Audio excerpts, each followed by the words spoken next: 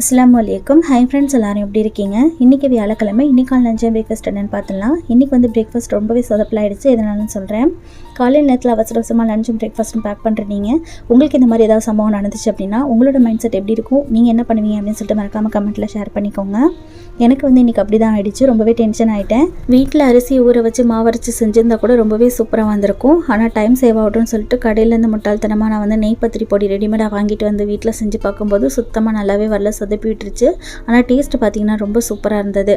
எனக்கு வந்து அந்த உப்பியும் வரல, அதுக்கப்புறமா சாஃப்டாகவும் இல்லை. சரி என்னடா பண்ணுறது அப்படின்னு சொல்லிட்டு இன்னொரு மெத்தடில் ட்ரை பண்ணி பார்க்கலாம் அப்படின்னு சொல்லிட்டு நைஸ் பத்திரி ட்ரை பண்ணி பார்த்தேன். அதுவுமே நல்லா வரல.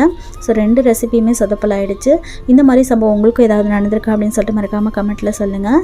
என்ன பண்ணுறதுன்னு தெரியாமல் அதே தான் இன்றைக்கி நான் பேக் பண்ணி கொடுத்துருக்கேன். வந்து என்ன சொல்கிறாங்களோ தெரியல. இன்றைக்கி வந்து ஹஸ்பண்டுக்கு வந்து லஞ்சுக்கு மில்க் பரோட்டாவும் சிக்கன் கிரேவியும், இது கூடவே ஸ்நாக்ஸுக்கு அச்சும் இருக்குது. நாளைக்கு பார்க்கலாம்.